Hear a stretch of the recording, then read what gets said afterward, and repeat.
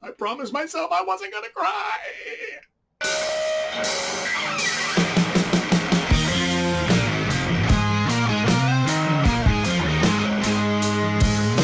Jokes aside, The Crown Season 6, Part 1, the final season of The Crown, it does depict the infamous crash that kills Diana. We don't see it, but we do hear it. And the show actually opens with the crash. It's like, holy shit, we're not going to see what leads up to it? But then it cuts to what leads up to it. So it's like, okay, we're going to get it. And what we get is, Charles having a big birthday bash for Camilla, and the Queen's like, yeah, no, not going to go. But ultimately overshadowed by Diana on a yacht wearing a swimsuit. And the picture is on the front page. There's one of the newspapers where they're side-by-side pictures, and people's obsession with Diana, even after the divorce from the royal family, is still strong. And this first half of the season, it does a really good job in showing Diana in her unfortunate, fragile state due to the hounding of the media.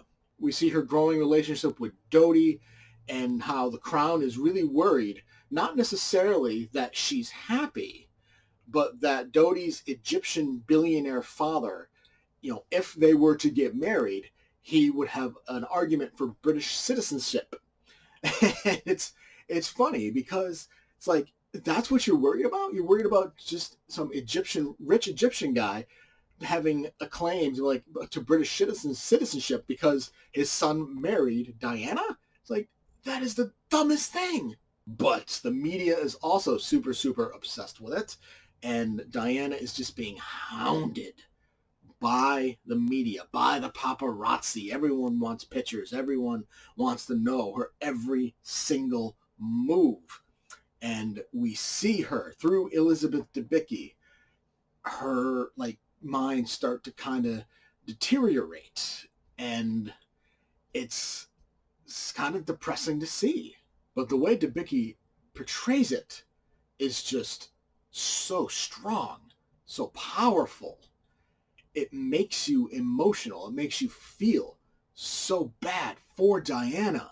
But along with that, we also get to see her strong bond with her kids, William and Harry, one of the future kings of England.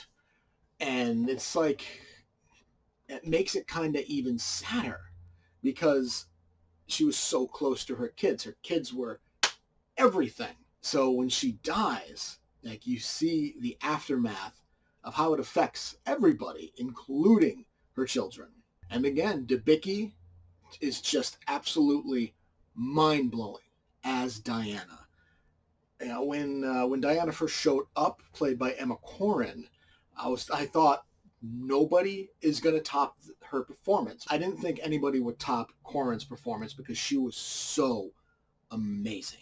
And then Debicki shows up and just blows it completely out of the water in season 5 and the first half of season 6. Because this first half is 100% about Diana. We do get to see the Queen, Imelda Staunton as Queen Elizabeth, and we see a little bit of Dominic West's Charles's life and him trying to get ahead of all the media insanity of Diana and just trying to be a good father in his way, while Diana's trying to be a good mother in her way. But this half season is 100% about just the insanity that followed Diana. The final episode of this half season is completely about the aftermath of her unfortunate death from the crash and how everybody is dealing with it in their ways. The nation is freaking out, and everyone's they're crying, they're leaving flowers all over the place, there's tributes everywhere, and how the Crown is basically silent, and the Queen doesn't want to say anything or do anything, and Charles is trying to get her to do it, but then she and Philip bring up a good point. It's well, you're the one that wanted a divorce and get her out of the family. But eventually, the Queen comes around, makes a statement, blah, blah, blah, blah, blah, blah. And Imelda Staunton is fantastic. She's a great queen. But it's just kind of a bummer to see her take a bit of a diminished role in this. But when Diana died, when I was a kid, I was like, who cares? Like, this is England. This isn't America. Like, why do we care? We fought a war to get away from this. And I'm sure, like, real life and the depiction of Diana is very different overall. But what they captured was her connection to people. That is very real. And now as an adult, I get it. Ultimately, The Crown, Season 6, Part 1. It's great. It really is. It's very good. And it's mainly because of Elizabeth Debicki's performance as Diana. Much like in Season 5, she was the star. She was the breakout. She is the center of attention. And she is the absolute best part of the show.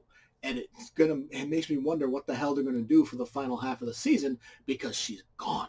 Because Diana, she has just been the overall highlight of Season 4 with Emma Corrin, Season 5 with Debicki, and this first half season of Season 6 with Debicki. But the performances of everybody is absolutely fantastic. It's beautifully shot, which is not a surprise. The entire series has just been absolutely gorgeous.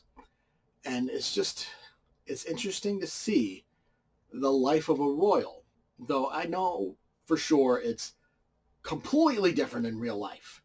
But just the depiction of it is like, holy shit, I don't want to be a royal. I give The Crown Season 6, Part 1. I'm going to give it an A. Did you enjoy the review? Make sure to hit that like button and subscribe to get notified when more reviews go live. Feel free to leave a comment to discuss your thoughts on the movie or show, and I will see you next time.